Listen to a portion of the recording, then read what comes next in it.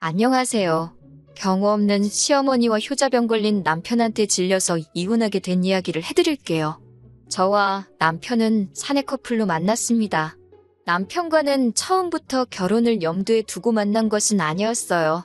하지만 남편이 이직을 앞두고서는 저에게 청혼을 해오더라고요. 어차피 할 결혼인데 직장을 옮기기 전에 해야 축의금을 많이 받지 않겠냐면서요. 지금 생각해보면 황당한 말이었지만 그때는 꽤 그럴듯하게 들렸습니다. 그렇게 남편과 부부의 연을 맺게 되었네요. 친정에서는 외동딸 시집 간다고 집이라도 해주고 싶다고 하셨지만 남편은 저희 힘으로 열심히 살아보고 싶다며 저희 친정아버지께 마음만 감사히 받겠다고 했습니다. 그렇게 저희는 각자가 모은 돈을 모아 방 2개의 전셋집을 구했고 그곳에서 신혼살림을 시작했습니다. 신혼의 팩이라고 해야 할지 잘 살 수 있을 줄 알았고 행복할 거라 믿었습니다. 그러나 결혼 생활이라는 게 생각만큼 즐겁고 행복하기만 한 건 아니더라고요. 특히 2년 정도의 신혼생활을 즐기고 아기를 가지려던 원래의 계획과는 달리 2달 만에 아기 천사가 저희를 찾아와 주었고 그로 인해 저는 죽는 게 낫겠다 싶을 정도로 힘든 입덧에 시달리게 되었습니다. 얼마나 심했는지 음식은커녕 물을 삼키기도 힘들었고 하루는 길에서 쓰러질 뻔한 걸 가로수를 잡고 간신히 버텨내기도 했습니다.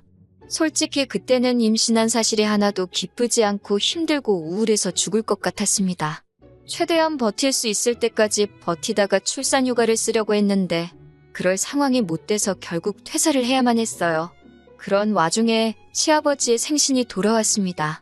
시아버지의 생신은 주말이었는데 시어머니께서 월요일 아침에 전화를 걸어오셨어요. 아직까지도 가슴에 맺힌 일이라 요일까지 생생히 기억이 납니다. 시어머니께서는 제 상태가 어떤지도 묻지 않으시고 시아버지께서 며느리 보고 처음 맞는 생신이라 기대가 크시다고 하셨습니다. 며느리 솜씨 좀 보고 싶다고 하시면서 시아버지가 좋아하시는 음식들을 불러주시더라고요. 제가 입덧 때문에 못할 것 같다고 했지만 왜 해보지도 않고 못한다고 그러냐면서 정성이 중요한 거 아니겠냐고 거의 다그치듯 말씀하시더군요. 결국 당일날 힘겹게 준비한 갈비랑 잡채를 들고 시댁으로 향했습니다. 남편은 말로는 미안하다 하면서도 뭐가 그렇게 좋은지 희희낙낙이더군요. 누가 웃는 얼굴에 침 못 뱉는다고 했나요? 정말 뱉고 싶던데요. 아무튼 시댁에 도착하니 집안에선 이미 음식 냄새가 흘러나오고 있었고 다시 속이 안 좋아졌습니다. 게다가 결혼식 때 잠깐 뵀던 시고모님도 와 계셨습니다. 저를 보자마자 얼마나 힘들길래 안색이 이러냐며 뭐하러 왔냐고 그러시더군요. 남편에게 듣기론 시고모님 성격이 보통이 아니라고 했는데 그런 분이 보기에도 제가 엄청 안쓰러웠나 봐요. 시고모님은 시어머니께 딸이었어도 음식 해오라고 했겠냐며 제가 하고 싶었던 말을 대신 해주셨어요. 그 말을 듣는데 저도 모르게 하마터면 울 뻔했어요. 이윽고 식사가 시작되어 제가 준비해간 음식을 꺼냈습니다. 솔직히 맛이 있을 거라는 기대는 없었어요. 간은커녕 냄새 맡는 것도 역했던 상황이라서 정말 오로지 빨리 끝내고 쉬고 싶다는 심정으로 만들었거든요. 그래도 다행히 시고모님께서는 이 정도면 충분하다면서 고생했다고 한마디 해주시더군요. 그런데 시아버지와 시어머니는 생각보다 음식 솜씨가 없다면서 친정어머니가 하나도 안 가르치고 시집을 보낸 거냐고 물으시더군요. 시부모님의 반응에 마음이 많이 상했기도 했고 금방이라도 토할 것 같이 입덧도 심해져 남편에게 집에 가고 싶다고 했습니다. 하지만 남편은 어떻게 시아버지 생신인데 아들 며느리가 자리를 비우냐며 저더러 좀만 참으라고 했습니다. 저는 너무 화가 나서 전화로 택시를 불렀는데 시어머니께서 뭐하는 짓이냐고 화를 내시더군요. 그나마 시고모님께서 시어머니께 임신한 며느리한테 스트레스 좀 작작 주라며 당신이 태워다 주신다며 절 집에다 데려다 주셨어요. 그 이후로 한동안 시어머니와 관계가 좋지 못했습니다. 시어머니는 시고모님과 늘 사이가 좋지 않으셨다는데 그 와중에 시고모님이 제 편을 들어주셨으니 얼마나 기분이 상하셨을지 이해는 됐지만 저도 시어머니에 대해 서운한 마음이 컸기 때문에 어떻게 다가가야 할지 알 수가 없었습니다. 그런 와중에 저는 아들을 출산했습니다. 그리고 아이가 태어나고 얼마 지나지 않아서 시아버지께서 간암으로 돌아가셨습니다. 간암이라는 사실을 알았을 땐 이미 손도 쓰지 못할 만큼 늦어서 그대로 2달이라는 시한부를 판정받으실 만큼 안 좋아져 계셨을 때였어요. 평소에 술, 담배를 좋아하시던 분이었지만 그래도 정정하셨는데 그렇게 갑자기 떠나시다니 암이라는 게 정말 무섭다는 생각이 들었어요. 시아버지가 돌아가시고 한 3달쯤 지났을 무렵부터 시어머니는 틈만 나면 저와 남편에게 전화를 걸어서는 심심하시다, 외로우시다 하시며 저희와 같이 살고 싶다고 말씀을 하셨습니다. 같이 살면서 손주도 당신이 봐주시겠다면서요.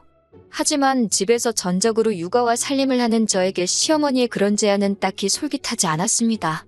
저는 남편에게 시어머니가 우리 아들을 봐주실 필요가 없다며 몇 번이고 싫다는 의사를 밝혔지만 효자병에 걸린 남편은 자기 엄마 불쌍하다며 하루에도 몇 번씩 땅이 꺼질 만큼 제 앞에서 한숨을 내쉬곤 했습니다. 그러다 하루는 제가 계단에서 미끄러지는 사고를 당하고 말았습니다. 아들이 잠든 사이를 틈타서 1층에 쓰레기를 버리려고 내려가다 발생한 일이었어요. 넘어진 직후에는 그럭저럭 괜찮은 것 같아서 파스만 붙이고 말았는데 하루하루가 지날수록 허리가 뻐근한 게 움직이기가 어려웠고 그러다 보니 집안일에도 소홀할 수밖에 없었습니다. 그러다 시어머니가 저희 집에 손잡으신다고 오셨는데 집안 꼴이 이게 뭐냐며 살림이며 이것저것 도와주셨어요. 그게 화근이었습니다. 제 허리가 낫는 동안만이라도 같이 지내주신다며 시어머니는 반강제로 당신 짐을 저희 아들 방에다가 밀어 넣으셨습니다. 당시 저는 몸이 너무 힘들었기 때문에 싫으면서도 싫다는 소리를 할 수가 없었어요. 지금 생각해보면 어떻게든 그래도 제가 버티던지 차라리 도우미 이모님이라도 불렀어야 했는데 그땐 제가 직장을 다니지 않고 있었으니 그것도 여의치 않은 상황이었어요. 친정이라도 가까웠다면 좋았겠지만 친정 부모님께서는 제가 결혼하고 나서 귀농을 하신다고 2분 다 지방으로 내려가 계신 상황이었고요. 하지만 시어머니가 저희 집에 짐을 풀은 지 1달 정도 지나갔을 무렵에 손자를 봐주기 위해 오셨다는 시어머니의 말씀은 어디로 가고 시어머니는 손자 때문에 당신이 하루 종일 발이 묶여서 아무데도 못 가신다며 아주 지겨워 죽겠다고 남편에게 불평불만을 늘어놓으셨습니다. 자기가 나이가 몇인데 애나 보고 며느리 살림이나 도와줘야 하냐면서요. 남편은 도대체 자기가 없는 동안 저는 집에서 뭘 하는 거냐며 마치 제가 시어머니를 부려먹기라도 한다는 듯이 말을 했습니다. 어이가 없고 억울해서 그러면 다시 원래 사시던 곳으로 가시면 안 되냐고 했습니다. 그러자 남편이 시어머니가 서운한 소리 좀 했다고 우리가 도와달라 먼저 불렀는데 쫓아내는 경우가 어디 있냐며 저더러 독하다고 그러더군요. 우리가 도와달라고 먼저 불렀다는 게 무슨 말이냐 했더니 남편이 아차 싶은 표정을 짓고 말을 흐리더라고요. 분위기를 보아하니 제가 허리 다친 걸 핑계로 시어머니를 집으로 부른 게 남편이었다는 걸 눈치채게 되었습니다. 어차피 나갈 생각도 없어 보이고 좋으나 싫으나 제가 허리 때문에 고생할 때 시어머니 덕을 아예 보지는 않았다고 할 수도 없으니 단도직입적으로 시어머니께 어떻게 하길 원하시는 거냐 물었습니다. 적어도 앞으로의 불협화음을 미리 예방하고자 했던 거였어요. 당장은 피할 수 있는 일이 아니라는 걸 알기에 최대한 맞춰가면서 지내보려고 노력한 거예요. 여기는 제 집이니까 집안일은 저더러 하라고 하시더군요. 대신 당신이 이미 아들도 키워낸 경험이 있으므로 손자 양육을 담당하시겠다고요. 그러면서 덧붙이시기를 요즘에는 시어머니들이 손잡아주고 한 300만 원씩은 받는다는데 당신은 100만 원만 주면 된다고 하셨습니다. 처음부터 끝까지 황당하고 어이없는 이야기의 연속이라서 뭐라 할 말이 없더군요. 결국 저는 친정어머니께 그동안 있었던 일들을 말씀드렸습니다. 친정아버지의 성격이 보통이 아니시기도 하고 친정어머니를 걱정시키는 것도 다 큰딸이 할 짓은 아닌 것 같아서 말을 안 하고 있었는데 이러다간 제가 화병으로 죽겠다 싶어서 어쩔 수 없이 털어놓았네요. 친정어머니는 뭐 그런 경우가 있냐며 당장이라도 귀농생활을 정리하고 올라오신다고 저보고 너무 걱정 말라 하셨습니다. 그때만 해도 진짜 올라오실 거라고는 생각도 못했고요. 그런데 정말 한 달 정도 지나고 나서 친정부모님이 정말로 저희 집에서 10분 거리로 이사를 오셨습니다. 모든 사실을 알게 되신 친정아버지가 딸이 개고생을 하고 있는데 농사가 뭐가 중요하냐며 다 정리하고 오신 거였죠. 저는 남편에게 친정부모님이 가까이에 이사를 오셨고 손자도 봐주신다고 하니 시어머니는 정말 가셔도 좋을 것 같다고 했습니다. 남편은 생각지도 못했던 이야기에 당황한 듯 했지만 그래도 어떻게 들어와서 사시는 분을 나가라고 하냐며 버티더라고요. 어느 정도 예상은 했지만 생각하는 척도 안 해보는 남편에게 크게 실망했어요. 시어머니나 남편에게는 따로 아무 말도 하지 않고 저 혼자 아들만 데리고 친정으로 향했습니다. 남편은 늘 저희 친정아버지를 무서워했기 때문에 절대로 막무가내로 찾아오지 못할 거란 걸 알고 있었거든요. 그런데 일주일 뒤 시어머니께서 전화를 걸어오셨습니다. 당신이 졌다며 저더러 손자랑 돌아오라고 하시더군요. 당신은 전에 살던 집으로 돌아가신다면서요. 며느리 없이 다 큰아들 삼시세끼 밥 챙겨 먹이고 하는 게 보통 일이 아니셨나 봅니다. 기왕 이렇게 된 거 남편 정신 좀 똑바로 차리라고 2, 3일 정도를 친정에서 더 버티다 집으로 들어갔어요. 여기서 끝이었다면 그래도 아이도 있는데 제가 이혼까지 생각하지는 않았을 거예요. 지난해부터 저는 다시 직장 생활을 시작했습니다. 친한 언니가 창업을 하는데 같이 하게 되었어요. 그래서 출근할 때 아들을 옆에 사는 친정어머니께 부탁드리고 퇴근할 때 데리고 오는 일상이 시작되었습니다. 한 달에 70만 원씩 드렸는데 그나마도 손자 옷이다 신발이다 그런 것들에 쓰셨어요. 죄송하고 감사하고 복잡한 마음이었습니다. 그런 와중에 시어머니께서 친구분들하고 서울에 오신다면서 저희 집에 애를 보러 오시겠다는 거예요. 친정어머니께서 애를 보고 계셔서 그건 힘들겠다고 하니까 그럼 저희 어머니 번호를 달라고 하시더군요. 저는 그때만 해도 저희 어머니랑 통화를 해서 무슨 방법이라도 찾아보시려나 싶어서 일단 연락처를 드렸습니다. 제가 직장에 있었기 때문에 바쁘기도 했고요. 그런데 시어머니께서 저희 친정어머니께 말씀하시기를 자기가 서울 올라오는 날에는 저희 집에 오셔서 손자를 보라고 하셨답니다. 그러면 당신이 친구분들하고 와서 손자 자랑 좀 하신다고요.